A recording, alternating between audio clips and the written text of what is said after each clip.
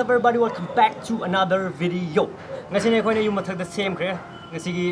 sina Q&A ne khoi Q&A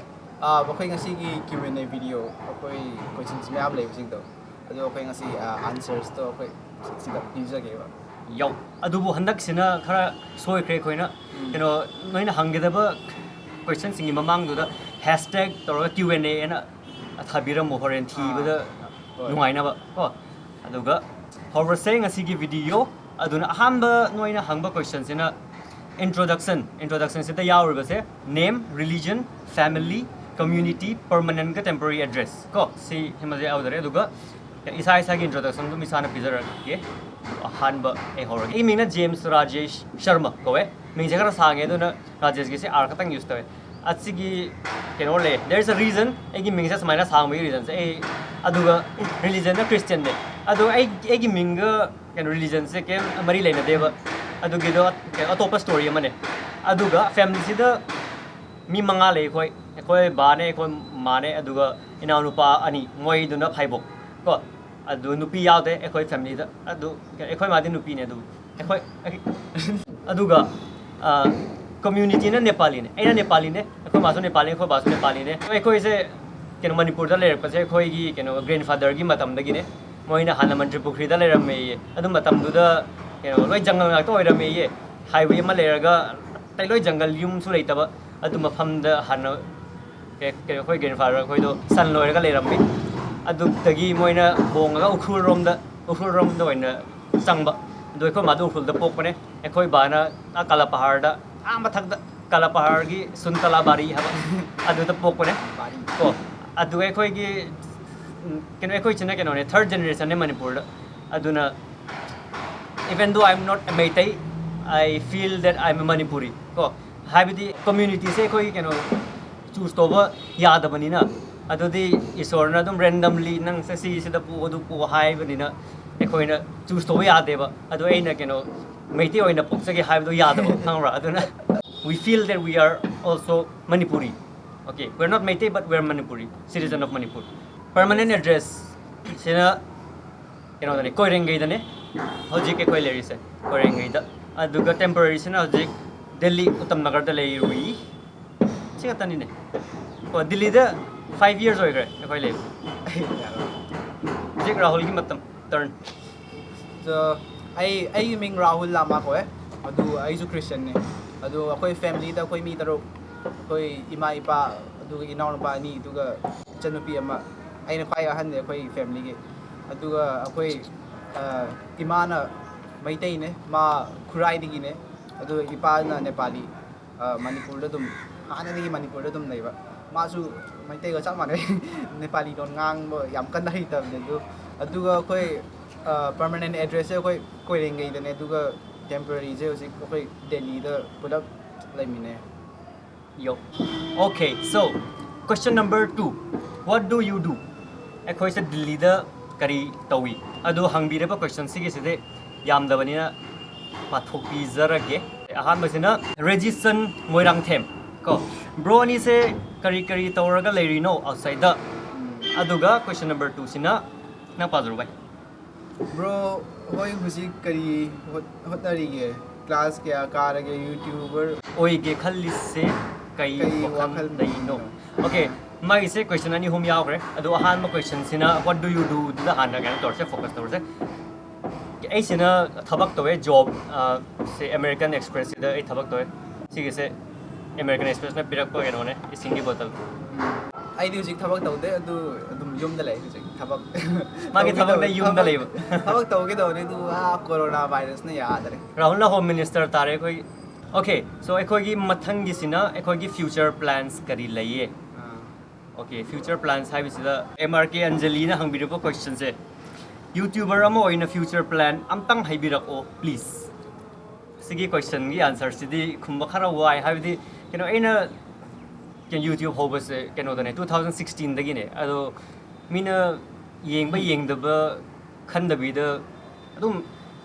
video se CML egi ne passion hai tare ko matlab video se ma se nungai haba adugi memory oina foreign corner chawra kan da angang sing do utna bo oina same video sing ne adu keno asigi sine egi keno ne secondary YouTube channel ne adu egi ahan video na keno 2016 dagi hobane I make vlogs ko nang Rahul nangi plan kari le ai video same madudi karwa Rahul ki sum YouTube channel ma le mane sa le mani ya video se le ba ose adu kana si ngam kanam su yeng bidi guys please let's show Rahul some love magi keno oina bakara kari motivation oina ba adu ma khara video ha por ni ahan video ama same ne ba mana same du ai su same ga ra ahan isana same ja ba adu yam nokning ma ne adu yam nokning ma ne please yeng mi ro hoi link da description da le ko all right so okay number 3 sina vlog gi keno ne vlog gi wari ne duna akhoi horror ban ne dum horror sa adu ga egi do egi main channel hai sara ena hana ho ba channel do my dream life ana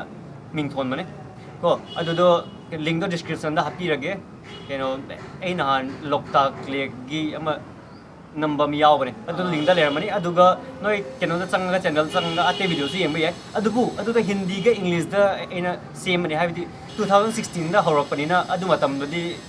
vlog gi kem keno leite ba wakhal leite sum same gi na same ba wane ba adu ga noina vlog yeng ninge adu ga noina support toge hardi egi lak ke daba vlog sing sida english ga maitem ron da oina e vlog tawrage adubu noina a video se yeng bige daba so it depends on you guys so what do you want all right Rahul nang vlog imram da haining ba ate gari le akhoi mai vlog da akhoi dum yaw de yam video da yaw ne do akhoi same gi yaw kan na da kare de mai video da akhoi dum yaw de adum yaw ne okay sigi high big reason se vlog se mina hangai ba nang ise reaction na tabadi video se ma haitabra let's see sigi se keno green da yaw da katang yem bio ko ate di khara yem man ngai ta nasagi vlog semba semaga nasana tawriba tawning ba apam ba haitro hey bai ai channel le ta yeng bio next question reaction video su yeng ba nungai vlog tawba su yam hegado male bro yeng se du de ai di khang de ado yeng bio ai link da hap description da hap link tu tum te yeng bio aduga masang lol reaction na tradi same ba haitro bo pakte he the hurts bro the hurts alright matang reaction video na taba vlog atop di same bro bro same bro yam di same vlog di horak pare vai gi yo manipur da lak pakanda moirang da koirak oh ai ngai ram ge vlog ama same moirang gi yo bro same is Boris LS shout out to Boris LS bro yo khoi moirang chatri ka ai chale chakre ba du chakre mathang chapada bye I will meet you if you want to meet us ai ni dum ready le bhai all right so sige sina vlog le jare okay next question why do we wear black I say black se just one reason I na black se half se common oina ba adu distract oidana ba adu ga uniformity yama oina ba ko akhoi random questions le sida sigum questions se hangbio ha bani da mi ga yam common word di plap la khrani adu uhoroi okay to adu ga tongan question already se boy now hey gujam bro gi girlfriend gi intro amta tobira ko bro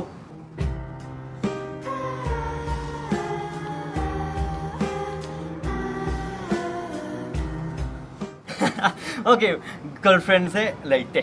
no girlfriend at all go girlfriend se insert girlfriend kada thi di chi adu akoi channel ki subscriber da thara crush go bole ri oh is single bro nung si am kal ne ke do begin okay next question my question John Kongsai so John bro yo sirba se koi imana bane when are you getting married we've been waiting for your marriage party oh man bye asigi wari hangurun yam wai girlfriend like 3 wait check it out Robinson Okra I don't know if I spell your name correct I'm sorry Lalamadi Robin hire se tum Robin bro na hangbe question se hi bro rogi mobile phone gi oiba video same ba nungai ba am haibirako video ꯁꯦꯝꯕꯒꯤꯁꯦ ꯑꯩ ꯌꯥꯝ expert ꯗꯤ ꯅꯠꯇꯦ ꯑꯗꯨꯕꯨ Mobile. mana hangniba question sai khara confuse chale mana hangning se editor do oina hybra natraga phone do oina hybra khangde adubu ina hangning be sidi nangi video do voice do taba nuairadi adum interesting oi bane focus on your voice aduga and also the content all right let's not waste some much time next question ma application hire why application gido filmora go natraga na ate se am leida ni atay di season ade ate di season ade keno ai di do hoi laptop do ina season ai ba hoi mobile ge sum ya ba Filmorago do dum season ya aduga laptop da togi hire di premiere pro natraga na final cut adu final cut sina keno apple gi da khata yaw okay next question tomthin bro se instagram da hanjan eki question se kaw binu ga tore adu mai question jam nokring ma se mai question se sak sadri mamang da ising han thak pi bra sak sabal lorga na bra favorite curry bro ising sidi sak sabal lorga ina ising thai adu sak sabal lorga pung ama matung da thakke da ni di hai adu mo do ngam de bai koi di hek sak sabal lor tum thai ba aduga favorite manipuri curry sina ken okay hotel da thongba yen roll egi favorite ne do roll nangi akoy ay ko chak cha ri kan ising kitang theba kay na di kada singtok na ha adudigi chak cha ni du chak cha ri gay dum thai na tadi phullaga si ya chumme aduga manipuri gi Favorite kay ay gi asang mo uti do ada mo kuy dewa yo adu ay gi favorite ni uti hari every time anytime all right so next question bro PUBG ID hairako punna sana se brother asigi di a PUBG sana de ko han amra sana ramne chicken dinner do ngamme aduga sana dre game do ngam rabari na sana ningdre ba aduga rahul nang sana bro ay di sana ya mari sana aduga rahul gi ID ga aduga egi naw nu pa ni moine pro ne moi pro hai sara kang de moi ga dum keno they play together aduga moi se pro ne ye khang ko aduga isana pro ne di hai de hoi aduga moi gi ID se le re se moi gi minga moi gi ID ga se le re aduda noi na chalaga sanagira kari to gira noi ipamba to zaro noi moi na nu boy pro hai obra adu to horen tela comment hoi pulam sana kan yo adu do loire random gi aduga ena select over comment ani pam jaba hai tare ko sigi se mayang lambam akas never give up brother asigi se keno myam do hiding e brothers ko sigi se myam da hiding e noi su if you're doing something don't give up adum tor leo mina yeng der su dum tor leo ai 2016 dagi ne hore is mina ai ju 2016 dagi ne adum same leo ba have the interest am leo do mina yeng der su dum interest leo ni na adum same leo ba adu oi ga da mane mina youtube dagi paisa ta le ha adu gadi oi thok to wa ga chap mane ha bi noina paisa gi da ma to ge ha ri adu oi roi ba noina to ninga ga to bo ri you will be successful at some point in life aduga one more comment nocturnal cash bro ge se ming se khang de ming hapak tabli na adubu I like this kind of comments man hide se correct your metilon pronunciation like reply tozarakke hizarakke not pb ge to bige sigum se no so hairo adu se ba se comments sing do yamna oi motivational oi asige ina puthok oi reason ma leba samaina chumthok biyo high one ida ati his comments are awesome bro thank you so much we appreciate this kind of correction all right noina question guma hangning ba personal question guma hangning adi instagram do oina hangbiro follow do ga kedo do no ekora celebrities na toraga noina follow to as ikai da to biron we are like your family like your friends so hangning ma do hango ba kesu kai de we don't mind unless it's very offensive yeah mind to roi adu nungai ta na pao do all right guys so we'll catch you up in another video and another vlog if you want to all right Himalaya Bak Manipur na yai fa re yo